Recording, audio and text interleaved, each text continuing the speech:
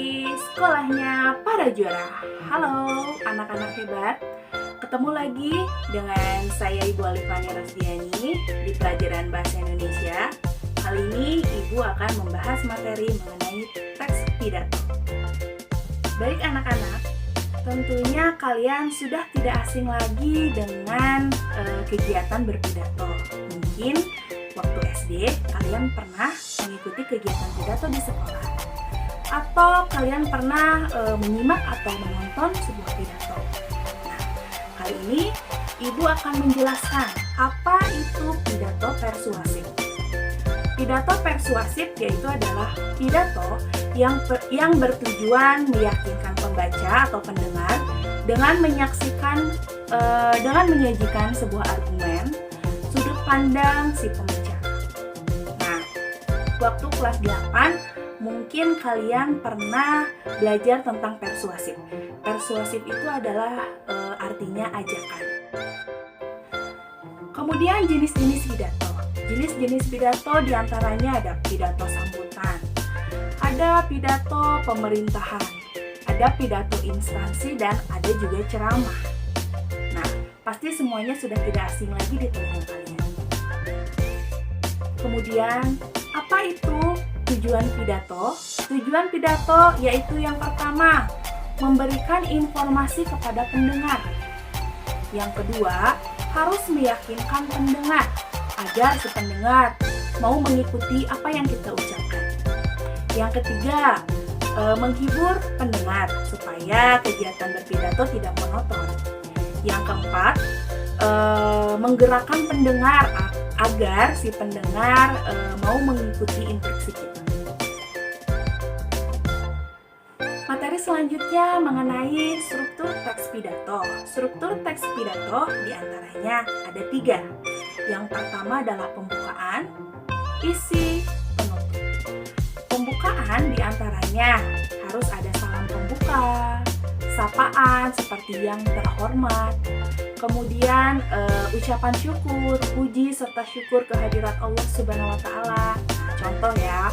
Kemudian ucapan terima kasih kepada orang-orang yang telah hadir pada kegiatan tersebut. Kemudian yang kedua adalah isi. Isi pidato adalah informasi yang disampaikan. Dan ingat, informasinya harus bisa membujuk pendengar agar mau mengikuti apa yang kita bicarakan. Contoh misalnya, pidato tentang lingkungan.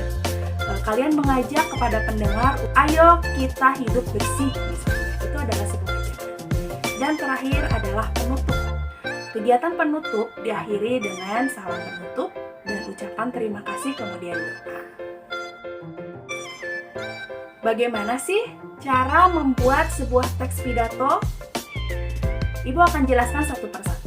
Yang pertama, menentukan dulu sebuah tema yang akan dijelaskan. Yang kedua, mendaftar pokok-pokok atau permasalahan apa yang akan kalian sampaikan. Yang ketiga, kalian menjelaskan tujuan berpidato untuk apa.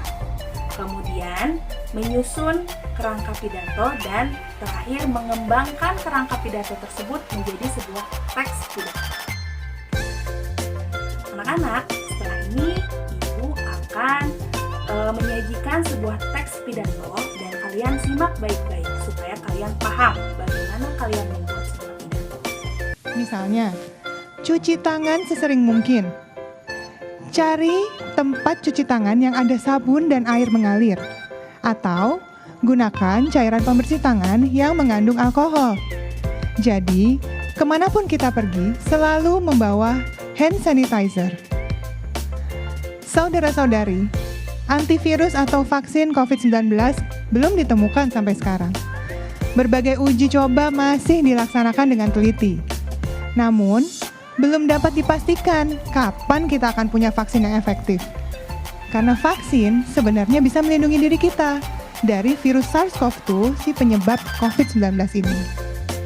Menurut pakar kesehatan masyarakat, perlindungan terhadap COVID-19 saat ini adalah dengan mematuhi protokol kesehatan yang ketat. Tameng kita adalah perilaku yang mengurangi resiko penularan. Menurut Ketua Gugus Tugas Legend Doni Monardo, Kedisiplinan melakukan protokol kesehatan tersebut ditambah dengan konsumsi gizi dan perilaku hidup sehat akan membuat kita tetap kuat untuk tetap bersama lawan COVID-19 ini. Dan menurut Presiden Joko Widodo, melakukan keduanya dengan rajin dan bersama-sama membuat kita produktif dan aman dari COVID-19. Masyarakat tetap sehat, negara tetap kuat. Saudara-saudari, ingat, produktif bukan hanya berarti bekerja di kantor atau di luar rumah. Bagi Bapak Ibu yang bekerja dari rumah, teruslah bekerja dari rumah. Teknologi dan kreativitas akan memungkinkan kita tetap berkarya dan bekerja bersama. Pada sore hari ini, saya akan menjelaskan salah satu dari protokol kesehatan yang harus sering kita lakukan. Sekali lagi, mencuci tangan dengan baik dan benar penting sekali dilakukan. Kenapa? Karena lebih dari 1.000 jenis kuman, baik itu bakteri, virus, jamur, itu dapat terbawa di tangan kita. Bagi rekan-rekan sejawat dokter dan tenaga kesehatan lainnya yang bekerja di rumah sakit, penelitian menunjukkan bahkan lebih besar lagi potensinya. Cukup sekian materi yang dapat Ibu sampaikan. Tetap semangat walau dalam keadaan pandemi. Ingat, tetap patuhi protokol kesehatan. Wassalamualaikum warahmatullahi wabarakatuh.